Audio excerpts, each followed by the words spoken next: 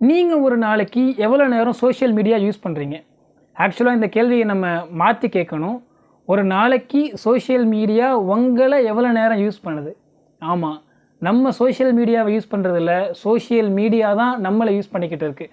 நமக்கு என்ன தேவை, தேவைப்படாது, எதை பார்க்கணும், எதை பார்க்கக்கூடாது, எதை தெரிஞ்சுக்கணும், எதை தெரிஞ்சிக்கக்கூடாது, யாரை நமக்கு பிடிக்கணும், யாரை வெறுக்கணும், பொலிட்டிக்கலாக என்ன ஸ்டாண்ட் எடுக்கணும் அப்படிங்கிற பல விஷயங்களை நம்முடைய சோஷியல் மீடியா தான் நமக்கே தெரியாமல் நம்மளை டிசைட் பண்ண வைக்கிது.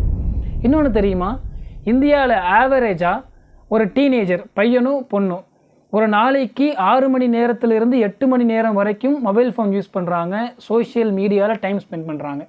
ஒரு நாளைக்கு 6 மணி நேரம் அப்படிங்கிறது ஒரு நாளில் கால் பகுதி.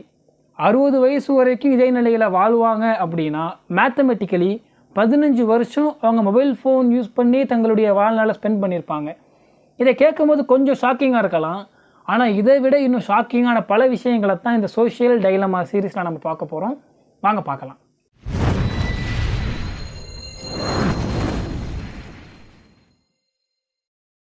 Hi Illuminatis. இதை கேட்கும்போதே ரொம்ப ஸ்டூப்பிடாக இருக்குல்ல. இந்த இன்டர்நெட் மூலமாக, சோஷியல் மீடியா மூலமாக இந்த உலக மக்கள், குறிப்பாக 21st செஞ்சுரியில் வாழக்கூடிய நாம் அதிகமான நன்மைகள் அடைஞ்சிருக்கோம்.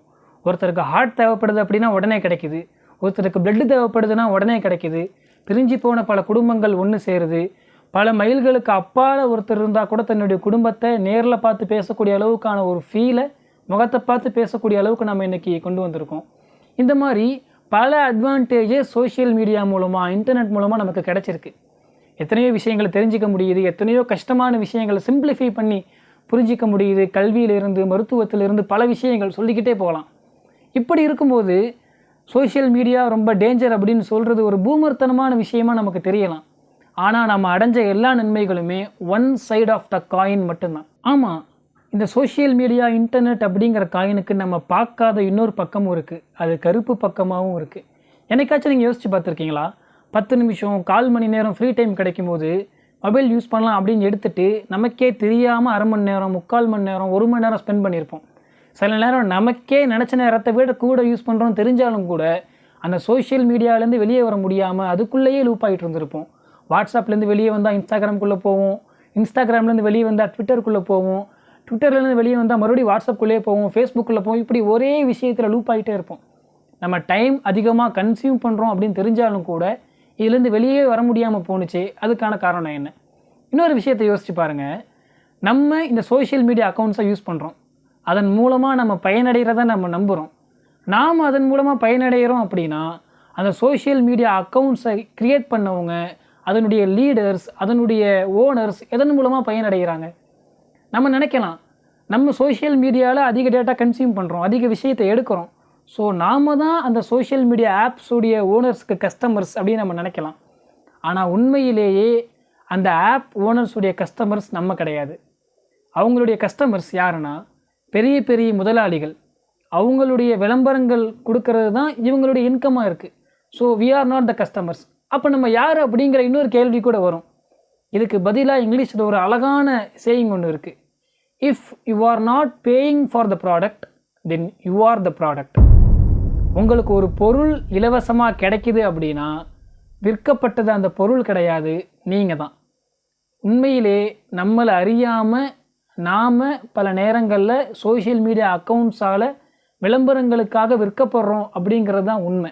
2010, 2011 ஆண்டுகளில் சூசைட் பண்ணியோ இல்லை வேறு பல காரணங்களுக்காகவோ ஹாஸ்பிட்டலில் அட்மிட் ஆன 9 to 12 வயசுக்குட்பட்ட பெண் குழந்தைகளுடைய சதவிகிதம் 189 இன்க்ரீஸ் ஆகிருக்கு. அப்படி சூசைட் பண்ணி இறந்து போன பெண் குழந்தைகள் அவங்களுடைய பர்சன்டேஜ் 151 ஆகிருக்கு. அது மாதிரி 16 வயசுலேருந்து 18 வயசுக்குட்பட்டு ஹாஸ்பிட்டலில் அட்மிட் ஆன பெண்களுடைய சதவிகிதம் 70ஆகவும், அதில் இறந்து போனவங்களுடைய, தற்கொலை பண்ணி இறந்து போனவங்களுடைய சதவிகிதம் 151ஆகவும் இன்க்ரீஸ் ஆகிருக்கு.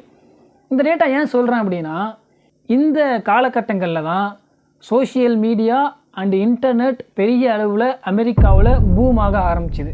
இன்னொரு விஷயம் தெரியுமா, உலகத்தில் 2 இண்டஸ்ட்ரீஸ் மட்டும்தான் தன்னுடைய கஸ்டமர்ஸை கஸ்டமர்ஸ்ன்னு சொல்லாமல் யூசர்ஸ் அப்படிங்கிறாங்க.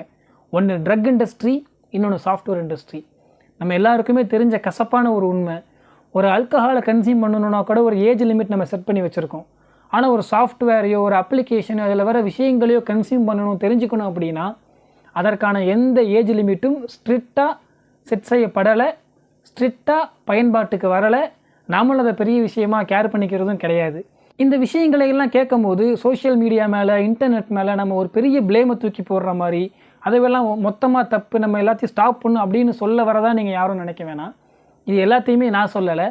பெரிய பெரிய சாஃப்ட்வேர்ஸில், பெரிய பெரிய அப்ளிகேஷன்ஸில், கம்பெனிஸில் ஒர்க் பண்ண இன்ஜினியர்ஸ் அங்கேருந்து வெளியே வந்து அவங்களுடைய ஓன் ஸ்டேட்மெண்ட்டாக கொடுத்த விஷயங்களை தொகுத்து சோஷியல் டைலமா அப்படிங்கிற ஒரு டாக்குமெண்ட்ரி வெளியாகுது 2020 ஜனவரி 26. அதில் சொல்லப்பட்ட செய்திகளுடைய ஒரு சின்ன சின்ன விஷயங்களையும் அதோடு சேர்த்து நான் அனலைஸ் பண்ண சில விஷயங்களையும் தான் இந்த சோஷியல் டைலமா சீரீஸில் நம்ம பார்க்க போகிறோம்.